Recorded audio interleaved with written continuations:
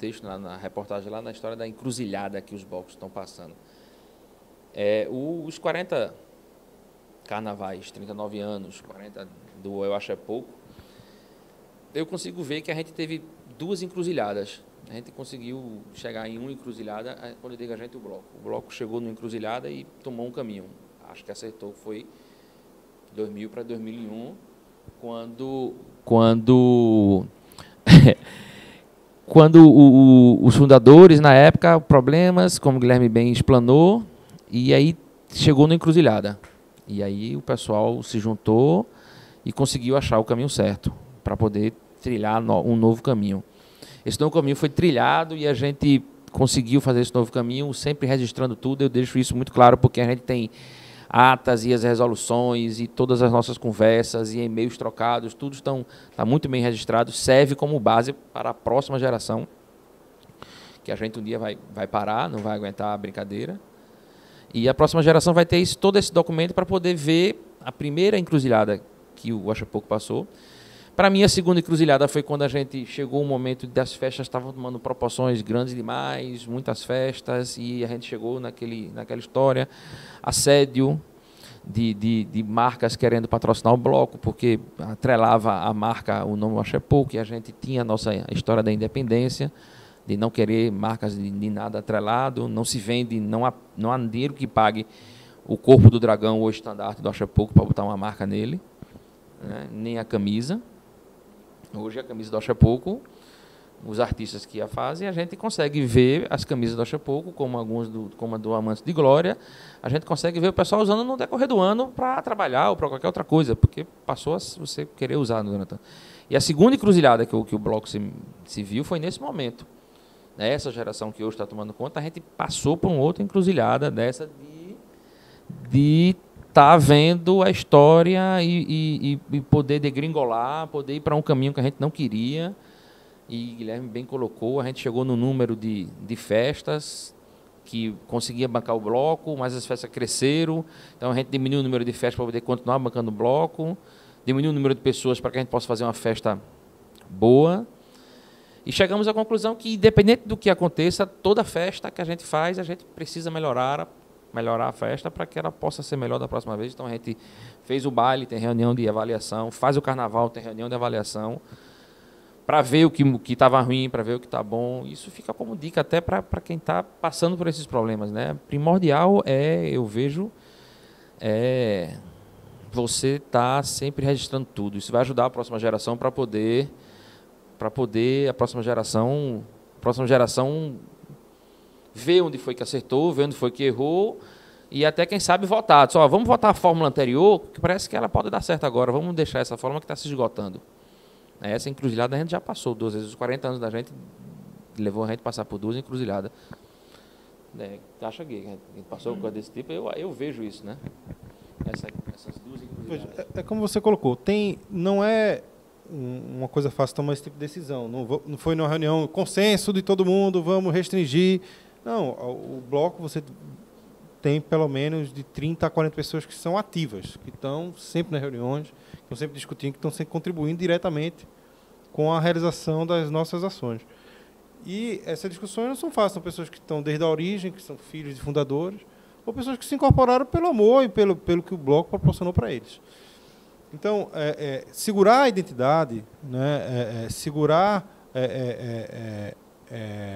os princípios básicos do bloco, você pode dizer isso, é porque é um bloco carnaval, mas você fica tão velho que a gente acaba incorporando isso como uma coisa tão forte, né? E muitas vezes a gente até é taxado de um bloco prepotente ou que a gente é chato, porque a gente diz não para quem quer financiar o bloco em troca de algum espaço, diz não porque pessoas querem comprar ingresso para ir para a festa e não tem ingresso para vender, diz não porque querem utilizar a imagem para fazer algo que não condiz com o que a gente acredita. E por a gente não precisar de recursos, né, isso facilita até o dizer não. Porque é incrível que algumas discussões o cara não acredita que você está dizendo não, mas desse o preço. Não tem preço. Não há preço para você trabalhar isso, até porque não precisa, a gente não precisa dizer isso. Então, não tem nem discussão. Como se trabalha alguma coisa que não faz parte da identidade do bloco. Então, essa decisão de se tomar, você tem, obviamente, uma série de críticas, pessoas vão falar mal, você vai perder algumas pessoas que acompanham o bloco, né, por não estar atendendo um certo anseio, mas você dá uma segurada no que ele poderia se tornar se não tivesse segurado aquele momento, tomado uma certa decisão de não se desvirtuar do que é um bloco de carnaval, né, de não perder a integridade dele, né, e ele passa para as pessoas que conhecem a história e conhecem o que o bloco é, aí você consegue sim aí fixar aqueles que gostam mesmo do bloco e manter esse espírito. Então, uma coisa muito bonita que a gente vê sempre no bloco é as pessoas de vermelho e amarelo. Não tem a obrigação de você estar em vermelho e amarelo, você está no meio da rua, né? Então, você vê o pátio do Mosteiro de São Bento tomado de pessoas de vermelho e amarelo, né? Milhares de pessoas que vão para o carnaval fantasiadas de vermelho e amarelo, seja com a camisa do bloco, seja com o tecido que comprou e fez uma fantasia específica em vermelho e amarelo. Isso é muito bonito, é uma plasticidade que demonstra o quão é importante fazer o carnaval, garantir as condições mínimas que a gente precisa garantir, porque é muita gente, de segurança, de controle. Então, é uma brincadeira séria, né? A proporção que chegou, a gente não pode deixar de se preocupar com a segurança de quem está brincando ali. Apesar de ser uma brincadeira aberta e descontraída, você tem uma série de obrigações que você precisa atender, uma série de condições que precisam ser atendidas para que a segurança e a correta realização do desfile seja alcançada, né? Aí pegando tanto essa questão do flerte das empresas e tal, ou a questão do perigo de se tornar uma marca e por aí vai, eu vejo assim que talvez no estatuto, talvez a organização do bloco possam meio que driblar essa questão. Aí eu penso assim, talvez o problema seria o fato da descaracterização da festa, de deixar de ser uma festa de amigos, seria esse o maior problema.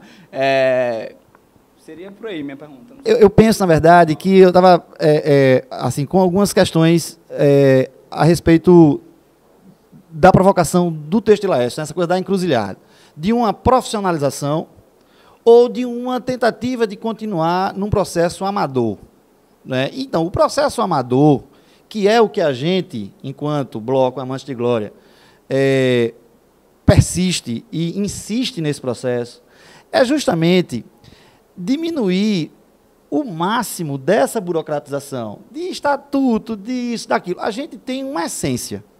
Qual é a essência nossa? É a gente poder estar na rua. Essa é a nossa essência. A essência da gente é tocar frevo na rua, né? E aí, como a gente vai fazer isso? Lógico, a gente se organizou numa perspectiva privada, né? Um grupo de amigos se juntou. Tem uma amiga que faz uma camisa, um amigo que faz a camisa, faz um desenho, a gente banca isso, né, essa fabricação dessa camisa, essa confecção dessa camisa, e a gente vai tentar vender essa camisa para poder pagar os nossos custos. Só que tem um detalhe aí que é importante a gente pensar, é que essa brincadeira, ela tem um componente aí que é muito interessante, que é a perpetuação de uma cultura. Então, a gente está fazendo cultura. Então, essa é uma questão para a gente pensar.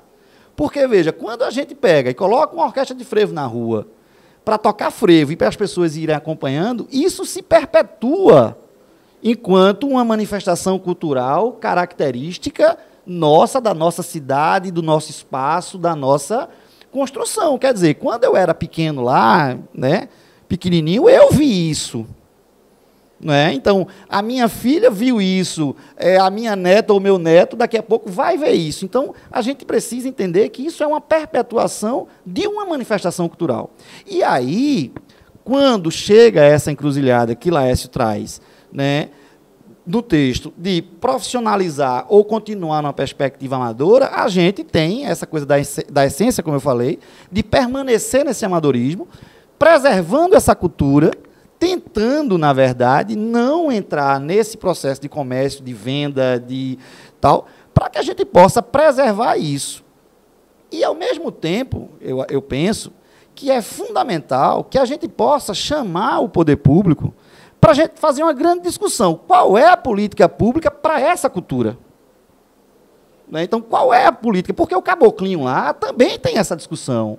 O bloco de índio, o caboclinho, o cara que está lá na zona da mata, no Maracatu, o cara também tem essa discussão. A gente quer preservar a cultura e a gente quer que isso se perpetue sem tanta profissionalização, mas que a gente possa preservar a cultura. Então, a gente precisa, na verdade, a partir dessa discussão, a gente poder pensar como o poder público pode entrar nessa discussão para dizer, olha, qual é a estratégia, qual é a política pública para a gente fazer cultura. Então, essa é uma grande discussão. Né? Por exemplo, a gente tem lá um nível de exigência hoje em dia para botar um bloco na rua, e acho que Guilherme traz isso, né? Uma coisa que vai se tornando séria, e a gente consegue, e a gente vai fazendo aí um monte de ofícios e um monte de burocracias, mas a gente não consegue fechar uma rua. Ah, mas fechar uma rua vai atrapalhar e quem mora tal. Mas aí a gente tem que discutir, uma vez no ano, qual a alternativa que o poder público pode dar para aquela população que está ali, e a gente pactuar no bairro da Boa Vista, que é o que a gente sai, para ver como é que a gente pode contornar isso, para que a gente possa preservar e reproduzir essa questão da cultura. Eu acho que essa é uma grande discussão que a gente precisa pensar. Né? E insistindo nesse processo de que o amadorismo ele é o que faz com que a gente consiga estar há 20 anos botando um bloco na rua. Pelo menos é o que a gente pensa. Né? É esse amadorismo, a gente estava aqui conversando antes, de a gente perder o estandarte, de a gente não saber onde é que está o estandarte, de a gente ficar, rapaz, cadê o estandarte? E, enfim, né? E a gente não saber quanto a gente vai ter de dinheiro para pagar, e a gente já teve ano de, no dia da orquestra, no dia da saída, a gente passar o chapéu e cada um dar uma contribuição para poder pagar a orquestra, porque o dinheiro não estava completo. Né? Então, esse amadorismo é o que faz com que a gente reproduza esse processo da permanência do frevo, dessa expressão, dessa rua, da fantasia. Né? Então, isso é uma coisa que eu acho que a gente precisa pensar. Qual a política pública, como é que o poder público pode entrar nessa discussão, não apenas exigindo ofício ou exigindo alguma coisa, mas como efetivamente pode a gente construir, né, num processo de discussão, alternativas para justamente preservar o sítio histórico do Poço da Panela, não atrapalhar tanto a Boa Vista, não destruir o sítio histórico de Olinda. Então, essa parceria ela tem que ser fundamental, ela precisa ser fundamental. Quer dizer, a gente amadoriza, mas o poder público precisa estar junto com a gente para a gente poder construir isso. Pegando o que Paulinho falou, assim, aí nós temos uma coisa que é desse ano, desse carnaval desse ano, que é o seguinte, a prefeitura, tradicionalmente, todo ano, você poderia fazer um ofício, qualquer trocinha de bairro, qualquer comunidade, fazia um ofício simples para a prefeitura, Fundação de Cultura, e solicitava uma orquestra para tal dia na comunidade, qualquer comunidade. Né? Isso era uma coisa bastante simples, nós sempre solicitamos. Aí é aquela orquestra itinerante que chega, toca 1h30 e vai para outra comunidade e tal. Bom, também você podia solicitar, na média de pessoas que frequentam o espaço é tanto, a gente precisaria de apoio de banheiro químico, e a prefeitura cedia também essa coisa. E esse ano aconteceu o seguinte, a prefeitura disse que não tem mais orquestra atendendo a pedido de qualquer comunidade, não tem nenhuma orquestra mais, não tem banheiro para ninguém mais, e, pasmem, próximo e também anunciou que os blocos seriam responsáveis pela limpeza depois da sua festa, ou seja, no dia seguinte a uma apresentação do Amantes de Glória e tal, os Amantes de Glória teriam que limpar a rua com tudo que foi consumido, não só por ele, mas por todo mundo que vendeu. Então, é uma coisa que, assim, aí eu não sei exatamente se depois do carnaval, aquelas propagandas que a prefeitura faz na TV Globo, falando do melhor carnaval do Brasil, mostrando as imagens das troças, dos blocos, as pessoas brincando nas ruas, eu não sei quanto custa isso, entendeu?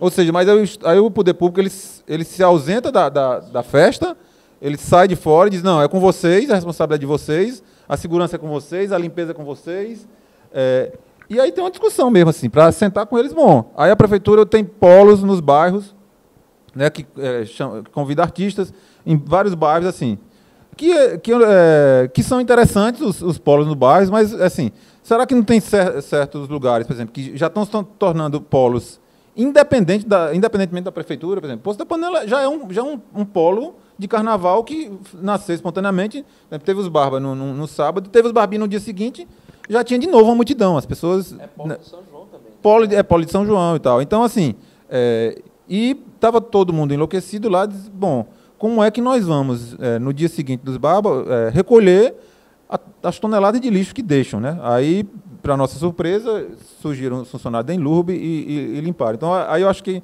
tem alguma coisa de ter uma conversa com o poder público e dizer, velho, isso não é uma coisa só nossa, não é uma festa de amadores ou profissionais, é uma festa que está envolvendo a cidade do Recife, entendeu? Então, tem troça que sai de noite, sei lá, em avenidas, fechando o trânsito, fazendo confusão, e não estão nem aí com nada.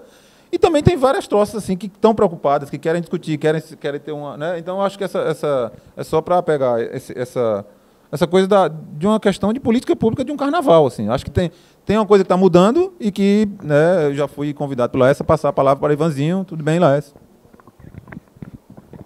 Então, eu queria, enfim, reforçar a fala de Paulinho, que é o seguinte, naturalmente, como você falou, claro que vai ter aquela pessoa que vai dizer assim, poxa, eu não vejo mais meus amigos, eu quero fazer uma festa só com meus amigos.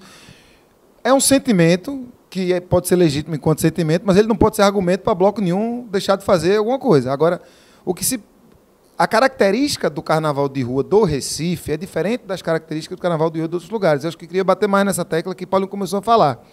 Uma orquestra de frevo grande, que eu considero hoje a orquestra que sai com os Amantes de Glória do Maestro Lessa, é uma orquestra grande, é uma orquestra de 30 músicos, 4 tubas.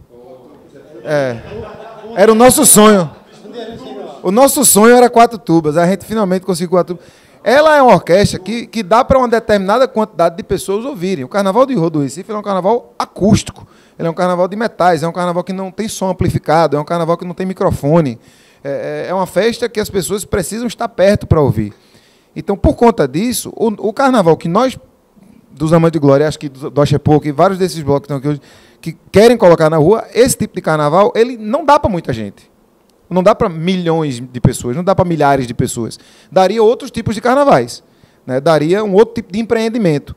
E é um empreendimento, no sentido profissional da coisa, que, além de não fazer parte da nossa característica, é uma coisa que nós, individualmente, não queremos. Nós não queremos ser produtores artísticos de carnaval. Eu não quero montar uma empresa de carnaval, como é uma característica do Carnaval da Bahia. Ótimo para eles. Estão aí, fazem muito sucesso. Não é a nossa.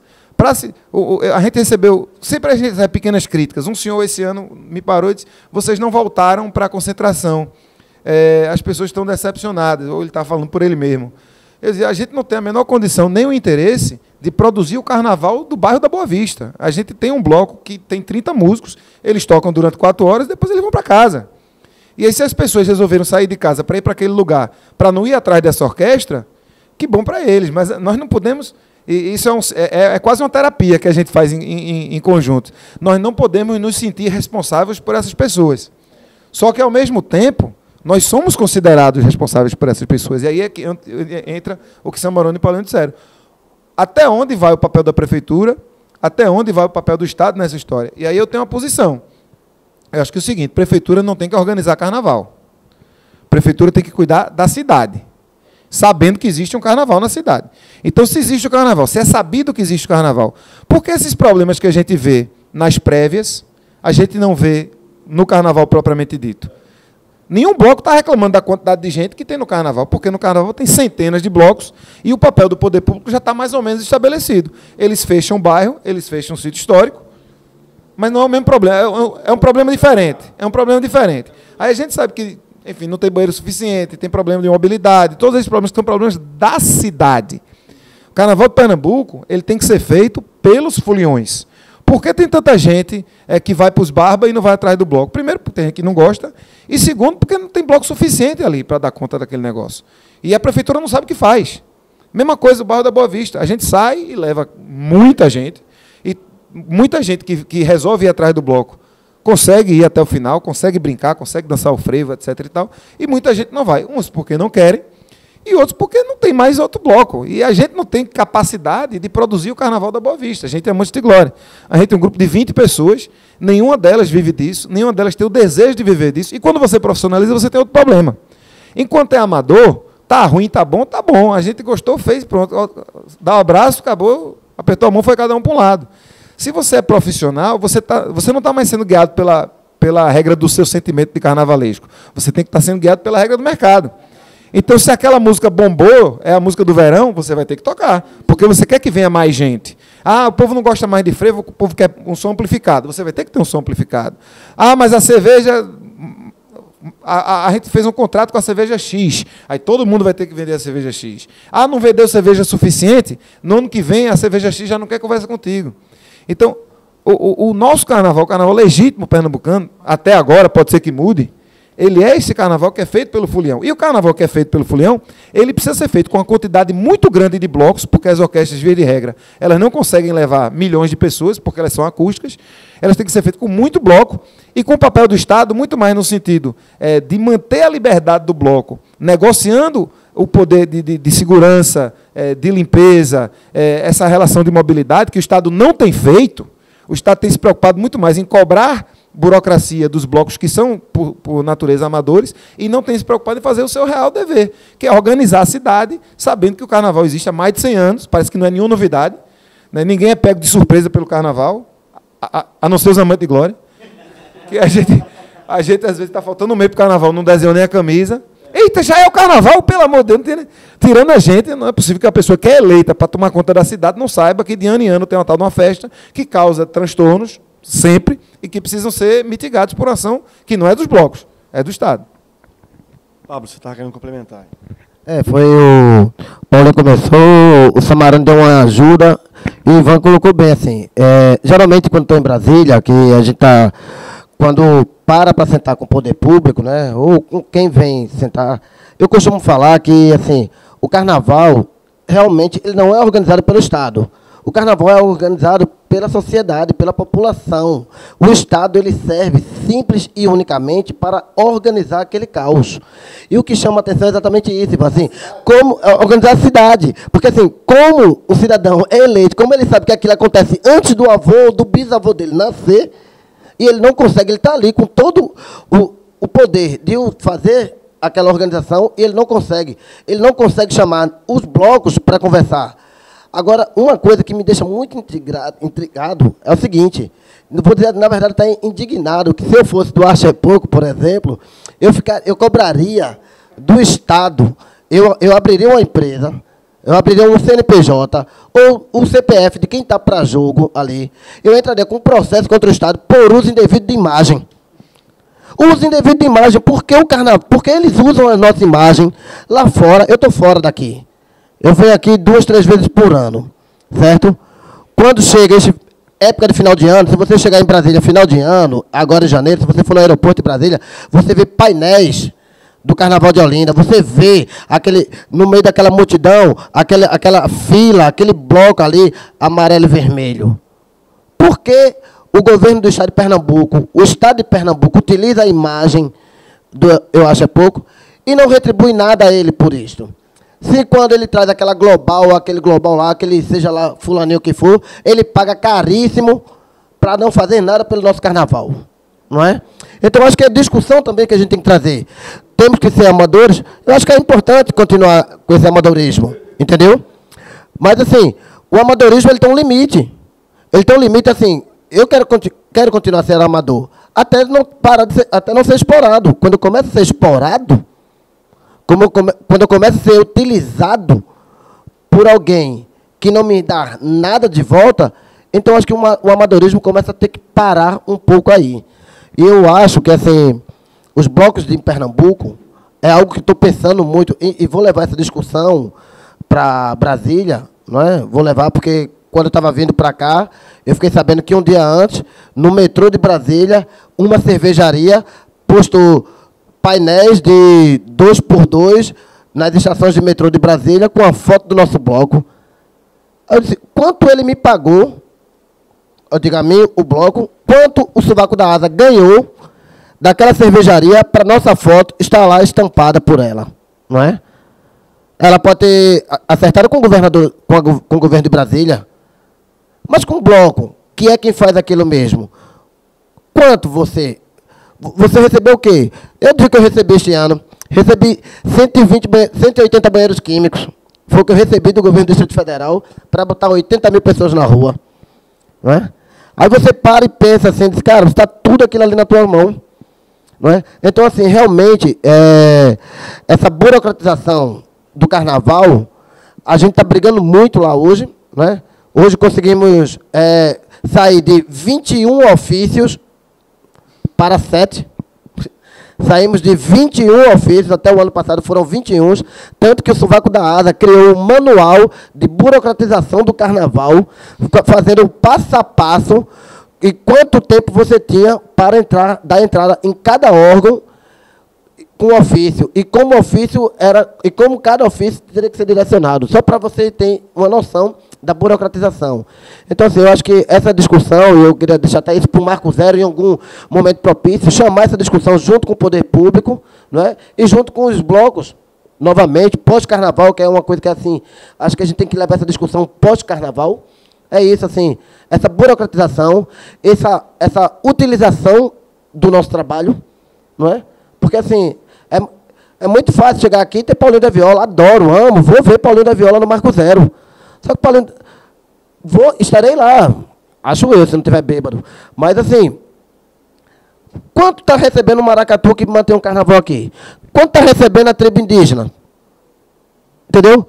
Quanto está recebendo aquele senhorzinho, cantador de coco, aquele mestre de coco que fica lá jogando dominó na esquina da casa dele, da rua dele? Que é quem faz o nosso carnaval? Porque quando eu e meus amigos saem de Brasília para vir para cá passar carnaval, a gente não sai de lá para ver Paulinho da Viola, não. Porque se a gente quer ver Paulinho da Viola, a gente vê no Teatro Nacional, lá em Brasília, vê algum show lá, vai para o Rio de Janeiro. A gente não sai para ver escolas de samba. Se quiser ver escola de samba, vai para o Sambódromo. A gente não sai para ver o axé. Se a gente quiser ver axé, vai para Salvador. Não é? Agora, por que o governo, o poder público, né, prefeitura e governo de estado, insiste ainda em trazer e pagar tão caro? Não que não traga, eu acho legal trazer. Porque o carnaval pernambucano ele tem essa coisa multicultural. É legal trazer? É. Até porque dissipa um pouco as coisas. Mas, assim, e o nosso artista, que veio receber do carnaval ano passado, não sei, nem todos receberam, os artistas pernambucanos, não é? No carnaval vieram receber agora no Natal. Quem vai tocar agora no carnaval não sabe quando vai receber, né? Então, acho que, assim, realmente a gente tem que parar e chamar o poder público para dizer assim, vem cá, o carnaval não é seu, o carnaval é nosso. O carnaval é nosso. E o dinheiro também não é seu, o dinheiro também é nosso.